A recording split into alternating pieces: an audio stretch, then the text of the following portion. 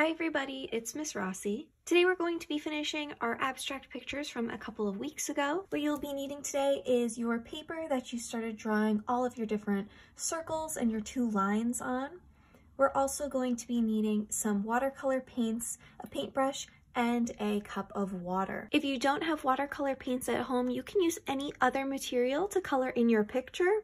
You can also use washable markers or any kind of water-based marker like a Mr. Sketch or a Crayola marker as a substitute for our watercolor paints because they will behave just like watercolors when we add our water to them. So today we're going to be filling in our picture using complementary colors. Now, if you remember from a couple weeks ago, we talked about our complementary colors being colors that are opposite each other on the color wheel. So colors like red and green, blue and orange, and yellow and purple, they are opposite colors. So when we see them next to each other, they create a more intense contrast. They look a lot more intense and bright, and they kind of pop up off of the page more than if we just used regular colors next to each other. Now, when we drew our picture, we used a crayon, maybe used an oil pastel to trace over our pencil lines, and that is going to keep our colors in all of these specific sections where we drew our lines. So our watercolors are not going to mix over top of our crayon lines because our crayon resists the watercolor, or it prevents the watercolor from getting into those other spaces. The way that we're going to use our complementary colors on our picture is in each one of our sections created by our two straight lines, we are going to flip colors to be the complement. So if I colored in the background of this first section on the right with blue, this line would flip my color on this side and the background would be the complement, which is orange. If I did this piece of my circle yellow, then once it crosses over this line, it's going to flip to be the complement of purple. And now if something isn't touching the line, like this circle that I have over here, it can just stay that one solid color and it's not going to change. These straight lines that we drew are going to be our kind of like flip-flop lines where our color is going to flip to the complement. So going back to that first example of if this background was blue, it would flip over this line to orange, and then once it hits this line, it's going to flip back to blue to fill in the rest of the background. It sounds a little crazy, but once you do one section at a time, it's going to get a lot easier. You can decide what you would like your colors to be. Your picture does not have to match mine. You can make your backgrounds whatever colors, and you can fill in your circles whatever colors you would like. We just want each piece to be a different color, and then we'll flip it over the line to the complement. I am going to start in this small section right here, because that's going to help me lay out some colors to get started. I'm going to start with this circle right here. Since it is all on its own, it does not cross over this line at all, I am just going to make that circle green and it's not going to change at all. I am swirling my paintbrush around in my water to get it nice and wet. I wiped the water off on the edge of my cup so it didn't drip all over the table, and now I'm carefully swirling it in my green paint. I need enough water in there to wake up my watercolor paints and then also get enough on the brush to transfer onto my paper. And I'm just carefully going to fill in this first circle that I have with my green paint. Once I'm done, I can wash my brush in my water, swirling it around carefully. We don't want to damage our paintbrush by jamming it on the bottom of the cup, so I'm just swirling it around carefully. Once it is clean and I can see that it is clean, I can wipe off the extra water off my brush, and now I'm going to pick a color for this background section. I think I'm going to do blue like I mentioned in my example, so I am just swirling some water in my blue paint so I can get enough on my paintbrush. And with my blue paint, I am just going to fill in this background. And now I do want to be careful painting as neatly as I can, but because we use that crayon, like I said before, it is going to resist our watercolor. It is going to prevent our watercolor from entering in those spaces. It's going to act kind of like a little border to keep all of our colors in the areas that we want them so they don't mix together. If yours do end up mixing together, that is not a big deal. It is okay. That is the fun thing about paints when you get to watch those colors all blend together. I think I need a little bit more paint on my brush, so I'm just wetting my brush again, dipping back in that blue paint and filling in the rest of that space. There we go. Now I only filled in this space from the corner of my paper to that line. I did not go past that line because again, our color is going to flip into our complement when we get over there. Now I'm also going to fill in these small spaces because they are again on this side of my line. And I'm going to show you how to do this with some markers. With my marker, I am going to fill in this first little section that I have right here. And I am just going to trace around that section that is going to be red. Again, you can make all of these whatever colors you would like. And I'm just giving kind of like a thick little outline inside my shape with my washable marker. I can cap my marker and I can swirl my brush around in the water, wipe it off on the edge. And now when I add water inside this section, that red marker that I just used is filling in the rest of the space. It is blending together and that marker is turning into watercolor paint. So if you don't have any watercolors to use, washable markers are a great alternative. They will act just like our watercolor paints will, and you'll get this really cool effect where it's going to be lighter in the center and darker around the edges to create a little bit of value. And I just have one more little section in this first piece that I was focusing on, and I think I'm going to make that yellow. I'm going to clean off my brush, swirl in some of my yellow paint, and just fill in that little section that I have left. Even though we drew full circles to create shapes on our paper, those lines have split our circles into some smaller sections and smaller shapes, and we only want to fill in those areas. So again, I didn't make that whole circle red, I just made that one section that was a closed off shape created by our lines. Same with down here with my yellow, and again with that blue background that I did in that whole section. Now we're going to move on to this middle piece. Since I have my line dividing my colors as I'm entering this new section, my colors that I have over here are going to flip into the complement of that color. So I'm going to start with my background just because I think since it's the biggest, it's the easiest to see the change. I'm going to clean off my paintbrush and I am going to swirl around in my orange paint. And I am picking orange paint because here I did the background blue. When we are crossing over our line, that background is going to change. That color is changing into the complement, so it is becoming orange. So this line is showing that our colors are going to change into the complement. So I'm swirling around in my orange paint, and I can begin to fill in this entire background section with my orange.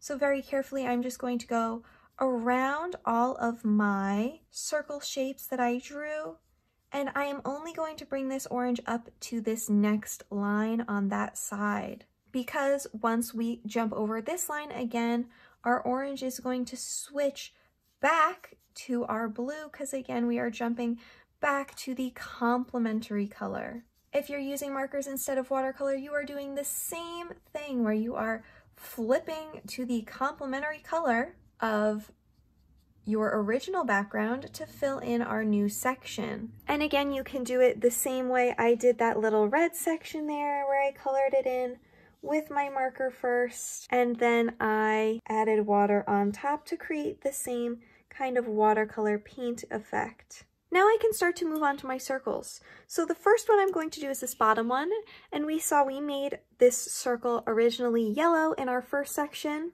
But now when we are jumping over this line, our yellow is going to change to the complementary color, which is purple. And I am just going to fill in only this middle piece, purple. And now I do have other rings down here, and I'm going to make those different colors because they are different shapes. And I am stopping when I hit that next line because our color is going to jump into our complement again. It's going to switch from purple back again to yellow like where we started. Now these two circles in the center, I can make whatever colors I want.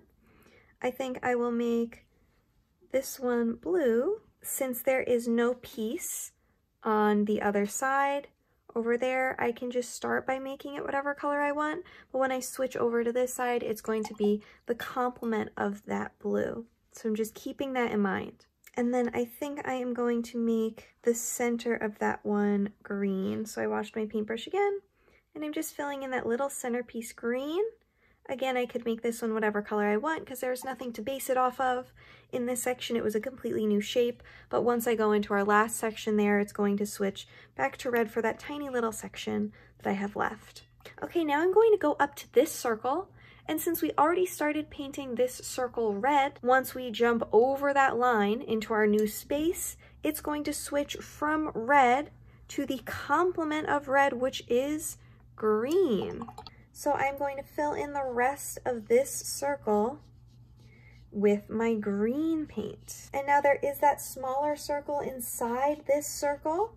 It is not touching any line. I can make it whatever color I would like. I think I'm going to make it yellow.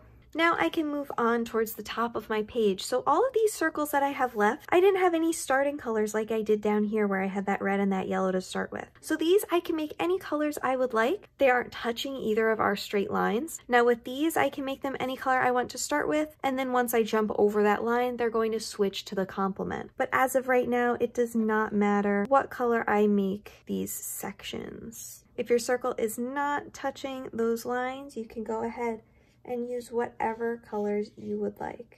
And now I can move on to these. Now with these, I can pick whatever colors I want for right now, but once I move on to that last section, I'm going to have to look at these colors and remember to switch them over to the complements.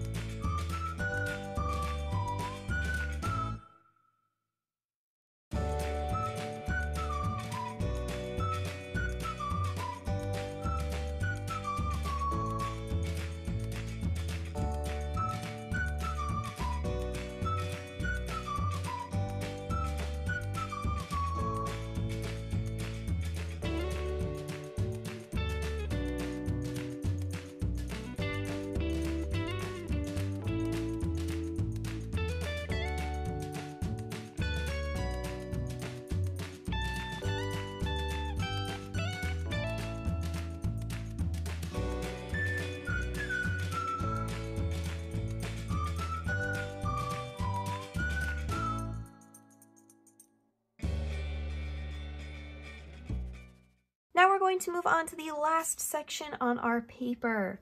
So I have my big line here separating my complementary colors, and I am going to flip all the colors that I see onto this side to create our picture. Now the only thing I have in this section that is not touching my line is this one larger circle on this side.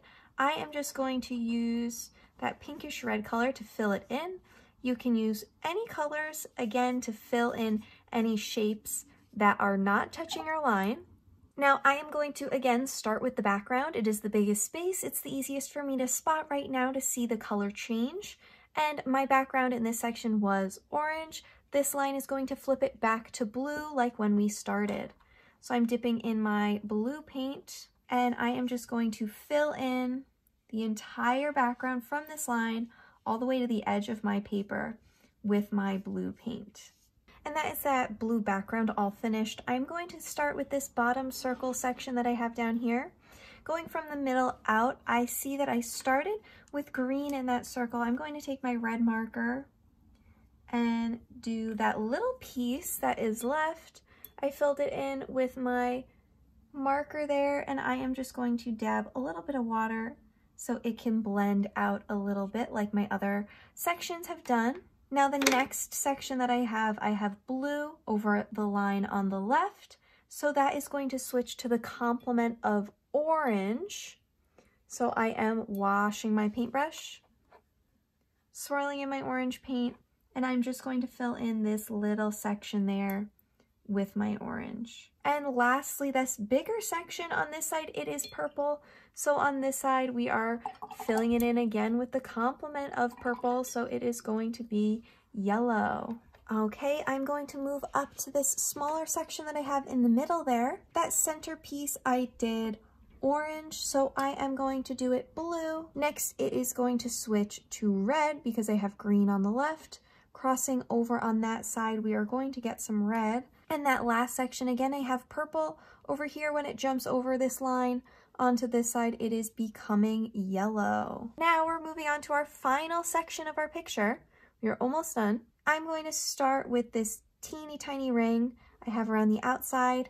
Over here it is blue, so jumping across our line, it is switching to orange. And next we had yellow on this side, so again, yellow and purple are our complementary color pair. So I am flipping that yellow to become purple on this side. And our last spot right here towards the center, we have a red ring on that side, so I am filling it in with some green. Now, if you want to go over any spots on your picture, you can always wait for it to dry and add another layer of paint over the top to make it a little darker or a little brighter.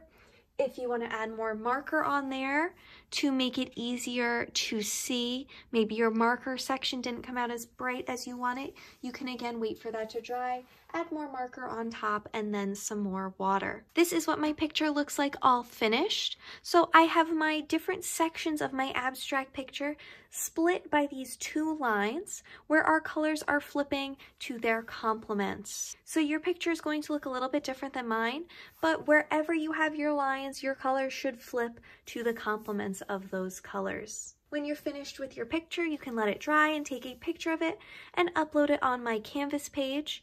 I can't wait to see the awesome and colorful abstract pictures you guys have made today. Try your best, have fun, and get creative. I'll see you soon. Bye!